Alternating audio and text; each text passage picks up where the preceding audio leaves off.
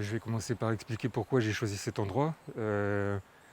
Si j'ai choisi cet endroit avec ces arbres magnifiques, c'est un peu une parenthèse dans ce monde de fous où ces arbres ont pris tout leur temps pour pousser sans être altérés par les vicissitudes de l'existence et par l'agitation du monde.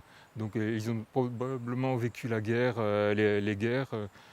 Ils ont peut-être plus de 100 ans, peut-être 200 ans.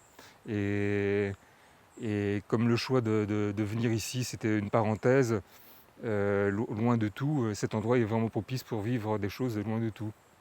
Et comme actuellement je suis plutôt affaibli sur bien des plans, autant physiquement que psychologiquement, j'ai trouvé que cet endroit était propice pour fuir un peu cet environnement plutôt délétère qui m'a rendu très fragile.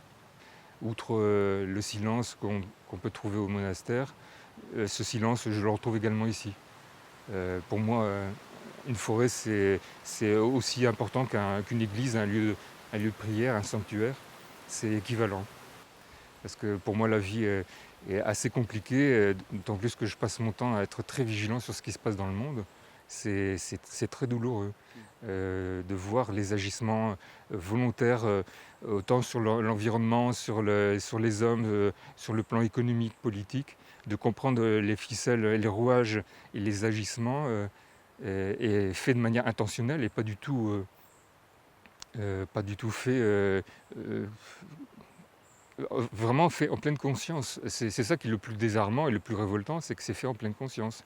Donc ça me révolte. Donc quand on entend ça, on a envie de se barrer, de trouver un point de fuite, de se dire on est dans un monde dangereux et en plus on fait tout pour que ça ne s'arrange pas.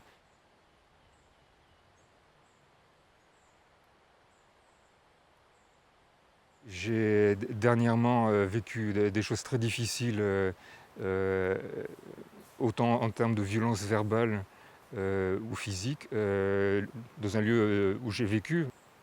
Le bailleur en question avait décidé de vendre, donc les locataires se sont mis à partir les uns après les autres, mais à la place, il y a eu des squatteurs qui se sont installés, donc il y a eu tout ce qu'on peut imaginer de violence, de vol, d'effraction, et jusqu'à une fameuse nuit où il y a eu un incendie.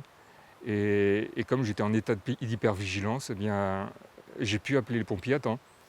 Et ça, c'était il y a 3 ans. Mais aujourd'hui encore, j'en paie les frais parce que je continue à ne pas dormir la nuit à cause de ça, parce que ça revient tout le temps. Et je fuis la violence, la violence concrète, vraiment physique et aussi verbale.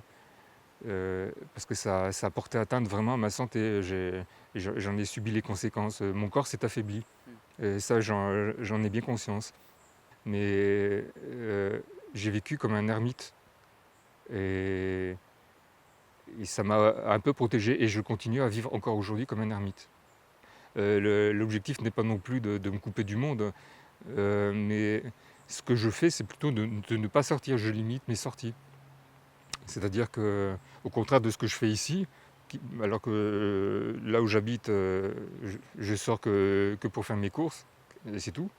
Et là, je sors pour l'agrément, pour le plaisir, pour me ressourcer, ce que je ne fais nulle part ailleurs. Pour moi, la ville est un environnement hostile. Et être en pleine nature, c'est tout le contraire. Et ce que ne dirait pas la plupart des citadins. Être ermite, c'est pas se couper du monde. C'est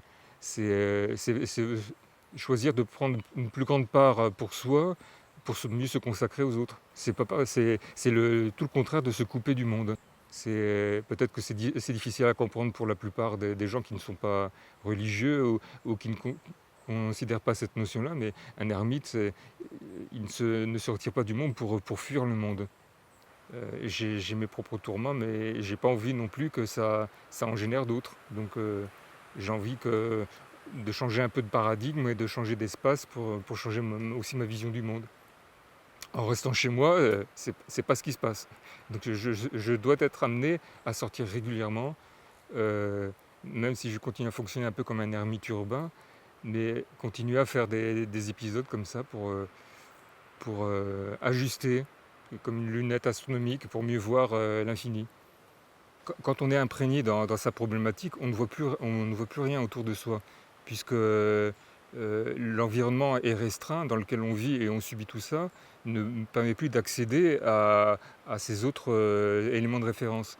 Ce qui fait on ne peut s'imaginer que le monde sous le prisme de la noirceur. Donc pour moi, faire des voyages, c'est thérapeutique.